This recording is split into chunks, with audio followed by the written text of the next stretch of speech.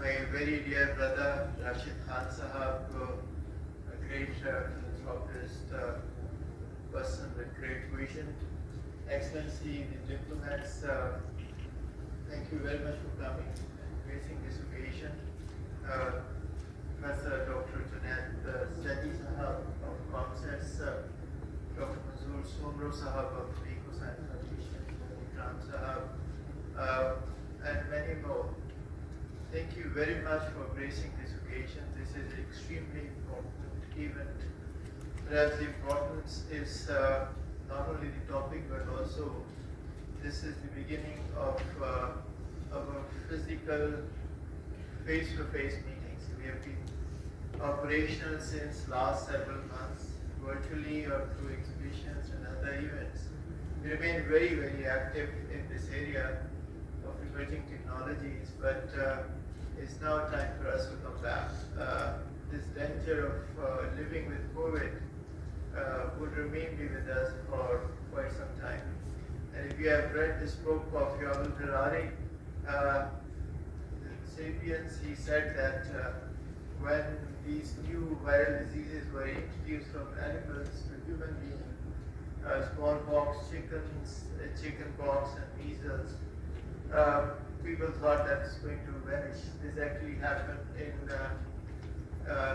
1980s when HIV/AIDS was discovered, and they thought that they would be able to control that, but this hasn't really happened. So we have to live with our life. These are the new norms. And you probably have seen, you can't have a better start of an event of this nature than the two presentations which you have seen. This is the best we can think of. And you have seen that how AI encompasses the whole range of various activities, from policy and governance to daily life, from industries to agriculture, from urban planning to education. Literally everything is now linked to these new technologies, and according to McKinsey's report of 2019, AI is on the top of the list. This is among the 12 disruptive technologies which will change the face of the earth, not only in terms of the transformation in our life and the developing paradigm which has changed now, mentioned by Dr. Shahin and Mohan, but also the economic gains. And I was reading an article of World Economic Forum of recessions. There are lots of doomsayers, pessimistic believe that this COVID-19 would perhaps slow down the economic growth of many of the developing countries. That would perhaps not happen if they quickly and promptly adopt these new technologies, because these new technologies, emerging technologies, provide us opportunity of leap forwarding into the future without investing much infrastructure. The paradigm of development has changed. We thought there's going to be bridges or naturals or roads and others. The fact is that we need to invest into the brain of people, and that is very, very important. This is what Knowledge Economy Task Force is trying to do. Dr. Shrem has shown a list of very important projects which Knowledge Economy Task Force is trying to implement, and that includes from Jiddat Fund, so-called Innovation Fund, to AI centers of excellence and centers of excellence in different emerging technologies. But at the same time, the core of it, we cannot really excel in advanced technologies until we have conceptual foundation strong. And for that reason, there is a huge project of STEM research, STEM education, science, technology, engineering, and mathematics also. So a whole range of new exciting things are actually happening. And the government is extremely receptive, so we are looking forward to a very exciting time ahead of us. At the forefront of COMSTAT, Pakistan's most important science diplomacy institution, an organization which represents the best of Pakistan's representation in the world, chaired by Pakistan, the only OIC organization which is chaired by Pakistan, is actually our best chance to excel and project Pakistan in the field of science and technology. Our two missions. One is to promote science and technology cooperation in the OIC countries. 28 of them are least developed countries, so we can have great impact on them by lots of interventions of different kinds. But at the same time, the vision of Pakistan's contribution to the field of science and technology can project the image of Pakistan. We're really delighted to have excellent ambassadors with us, and our programs now encompasses a whole range of different activities.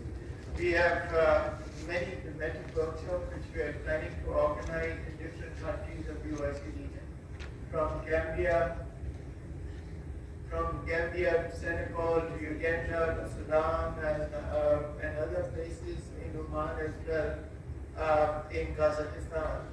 So we are planning to have many activities, and many of these activities are focused on developing capacity, building capacity and developing capacities in different emerging technologies. The second important program is we have already initiated our exhibitions, so-called technology exhibitions. We already had two large exhibitions. One was on COVID-19 technologies, which was in April. The other was on artificial intelligence and health, a huge event which we organized in August. We are planning to take it to other countries also. And it's going to be made in OIC brand. So we are planning to brand made in OIC in different technologies. This is second very important initiative which we have taken.